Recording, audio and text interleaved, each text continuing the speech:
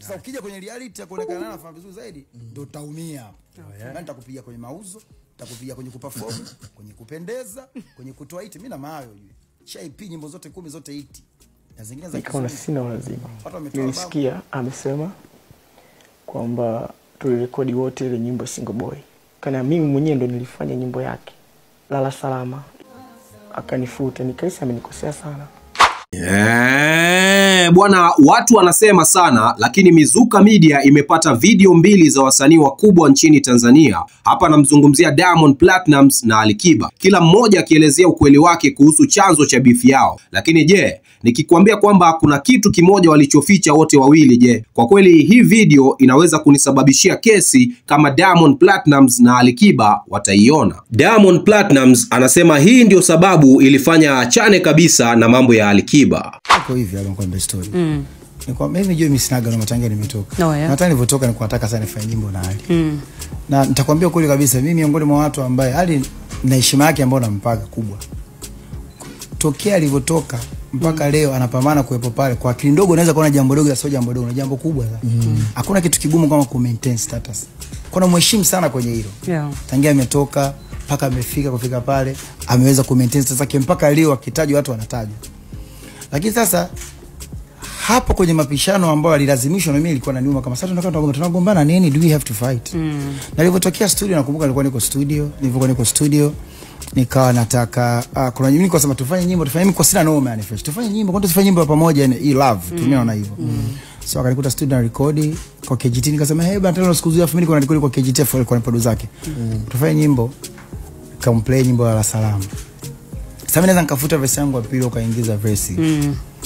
Akasema sasa mwenye zani labda hakuwa tayari kwenye kufanya na nini kufanya verse. Alifanya hard lips tu za juu.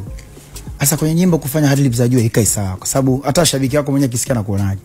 Kwa shabiki wangu kwa sababu utakiwa utie verse baada ya kutia verse inakuwa fresh. Mtu asikie verse kwanza wewe verse ya pili. Tami nilikuwa niko comfortable nyimbo yote kufanya. Yaani mimi sichukui mambo ya personal chuki. Mimi naona kwangu mimi ni ushamba. Kwa maana kufanya hivyo. Basi baada anakuwa bwana kama kufanya hard lips kuliko kuweka hard lips. Basi bwana niimbe mwenyewe tu. Sasa mimi nataka afanye verse au hivyo. Kwa baada kutoka hapo tukao kuna ugomvi na nini. Hayo mambo kuja baadaye ni ushamba gombana mashabiki tu ambao walitengenezwa alafu tena. Kwa hiyo siamini kama eti litokea. Kwa kama kuna chuki zingine basi zilipandikizika tena katikati.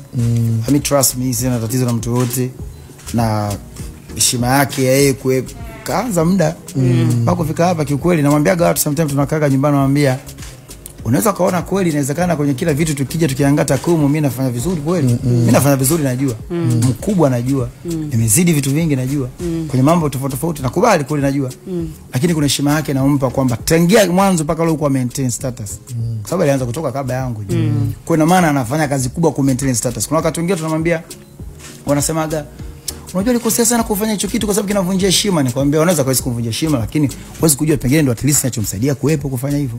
Shaka kwa makini. Kwa pengine labda makili ya kuonekana tunashindanishwa asingekuepo pengine labda watu asingekuwa mtazamo kwenye mtazamo huo. So hata kama watu wamtengeneza mazingira kushindana na mimi yazi kufanya nini I still don't hate. I mean I take it positive. Yani kabisa. Inaweza kutokea ile ya David na Wizkid. Mimi na kwa nini yani kitokea mdao anakuambia mfanye collab wewe na Alikiba. Mimi management yake nikakatoa show. Piga muuliza atawaambia Hamza nilipiga simu tutaka ndio show. Nishamwalika kwenye show zangu mimi. Kabataza sa festival zingine zaidi nishamwalika kwenye show zangu. Mimi sina noma, yani fresh tu. Lakini sasa unajua kuna mentality fana ambayo nafikiri Tanzania lazima tuifute kwamba ili wewe uonekane mkubwa sio kwa kugomba na mtu. Yani mimi sina noma yani. Yani mimi fresh afu mimi kila mtu anamheshimu kwenye upande wake. Ila mtu akitaka kunivunjia heshima, usitake kubadilisha unitotoshe. Hapo ndio sikubali. Kwa sababu kila mtu achukue heshima. Unajua kila mtu ana heshima yake.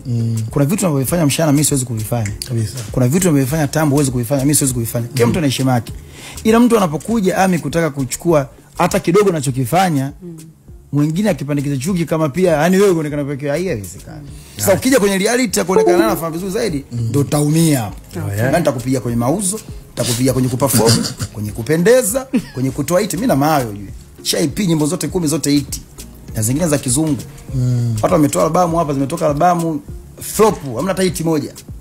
Albamu imetoka hamna hiti hata moja nitafuta. Afu hawa za muziki wengine wa kizazi kipya ambao wapya. Lakini nakuja kwenye yengo wengine kwa nini nasema nakuwa kuna yengo na mheshimiwa Ali katoa albamu yake kapata nyimbo utu imeiti. Ila kabla yake kuna watu walitoa nyimbo ujue Albamu umetoa. Haijahiti nyimbo hata moja. Watu wanaacha albamu hata nyimbo tena zingine. Sasa jamani, tushikilie hapa kwenye foa yako. Oh yeah. Na kama hivi ndio Diamond Platnumz alisema, basi kuna upande mwingine wa sarafu. Hebu tumsikize Alikiba. Sikiliza anavyoeleza. Yaani mwamba ni kama alikanusha kila kitu. Una namba ya Diamond kwenye simu yako? Nilikuwa nayo kipindi fulani. Nilipohisi amenikosea, nikaona sina lazima. Nilisikia amesema kwamba tulirekodi wote ile nyimbo Single Boy. Kana mimi mwenyewe ndo nilifanya nyimbo yake Lala Salama. Akanifuta, nikahisi amenikosea sana. Sikuwahi kufikiria kufanya nyimbo naye. Hiyo nyimbo ambayo Diamond alifuta, nani alimuita mwenzake wafanye naye collab? Hakuna alimuita mwenzake. Na kwenda kutembea kama nyumbani, kuwatembelea studio, kumtembelea producer wangu, nikamkuta Diamond ndani ya studio. Kuta amesha record kabisa. Sikiliza, nikamwambia vizuri sana. Mbiali na kuomba uingize zile sauti zako za juu. Niambia imba bwana, at least chochote kile. Aimba sasa mipa. Nikaje kusikia nyimbo imetoka, ameingiza yeye vile nilivyokuwa nikiimba mimi. Ni wazi kuwa kuna mambo mengi tusiyoyajua, lakini haya maelezo yao yanaonyesha picha tofauti kabisa. Je, unadhani nani anasema ukweli? Diamond Platnumz au Alikiba? Niachie kwenye comment section.